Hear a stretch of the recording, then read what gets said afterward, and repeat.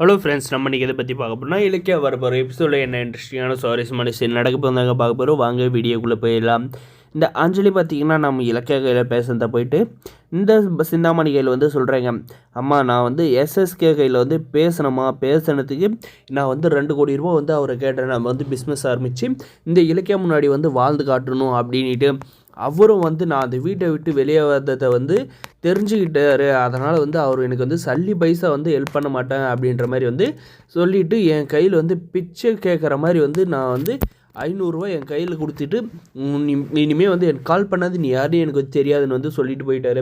எனக்கு ஒரு மாதிரி ஆயிடுச்சுமா. நான் அவர் இப்படி பண்ணுவார்னு கொஞ்சம் கூட நான் நினச்சி பார்க்கல. அவர் வாய் நிறைய நான் பொண்ணுன்னு வந்து கூப்பிட்டாரு. நானும் வந்து அவர் அப்பான்னு கூப்பிட்டேன். ஆனால் இப்போ தான் தெரியுது அவர் வந்து சும்மா வாய் வார்த்தைக்காக வந்து என்னை பொண்ணுன்னு வந்து கூப்பிட்டு இருக்காருன்னு அப்படின்ற மாதிரி வந்து சொல்கிறாங்க. அதுக்காக வந்து என்ன பண்ணுறது அஞ்சலி இதுக்கு மேலே அப்படின்ற மாதிரி வந்து நம்முடைய சிந்தாமணி வந்து கேட்குறாங்க.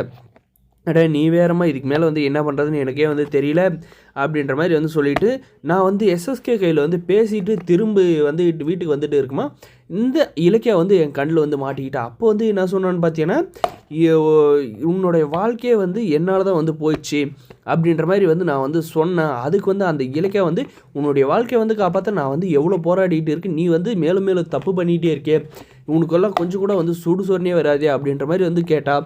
அதுவும் போக அவள் வந்து ஒரு வார்த்தை சொன்னாமா, ஏதோ கௌதமுக்கும் அவளுக்கு வந்து என்ன என் வாழ்க்கையை காப்பாற்ற போய் தான் வந்து அவளுக்கும் கௌதமுக்கு வந்து சண்டை வந்த மாதிரி வந்து சொன்னான்.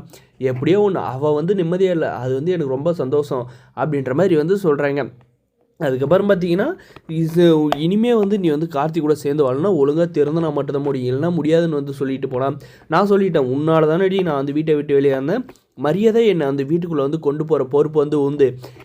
அப்படி இல்லையா உன்னுடைய அம்மாவும் தம்பியும் வந்து நான் வந்து கொடுமைப்படுத்தி உன்னை வந்து நான் இப்போ அங்கே வந்து சந்தோஷமாகவே வந்து இருக்க விட மாட்டேன் அப்படின்ற மாதிரி எல்லாம் பார்த்திங்கன்னா நம்மளுடைய இலக்கியாவை வந்து மிரட்டினதை பற்றி சிந்தாமணி கையில் வந்து சொன்னோம். பார்த்திங்கன்னா இந்த சிந்தாமணி வந்து ரொம்பவுமே வந்து சந்தோஷப்படுறாங்க. ஆனால் பார்த்திங்கன்னா இந்த எஸ்எஸ்கே வந்து இப்படி வந்து சொல்லிட்டு போயிட்டு இருக்கானே பரதேசி பாவி அப்படின்ற மாதிரி வந்து இந்த சிந்தாமணி வந்து சொல்கிறாங்க. அதுக்காக பார்த்திங்கன்னா அஞ்சலி இதுக்கு மேல் தான் நம்ம வந்து நம்ம ஆட்டத்தை வந்து ஆரம்பிக்கணும். இந்த இலக்கியா வந்து நிம்மதியாக வந்து இருக்கக்கூடாது. நம்ம அவங்க தம்பியை வசந்தவும் லட்சுமியை வந்து கொடுமை பண்ணுறதுல பார்த்தீங்கன்னா அலறி அடிச்சுக்கிட்டு ஓடி வரணும். இலக்கியா எங்கே உன்னை வந்து கூட்டு போய் கார்த்தி கூட வந்து சேர்த்து வைக்கணும் அப்படின்ற மாதிரி எல்லாம் வந்து பேசிகிட்டு இருக்கேன். ஆமாம் நீ கொடுமை பண்ணுவீங்க, அதெல்லாம் வந்து நான் பார்த்துட்டு சும்மா இருப்பேன் அப்படின்ற மாதிரி பார்த்தீங்கன்னா நம்மளுடைய மாசிலாமணியை வந்து கேட்குறாருங்க.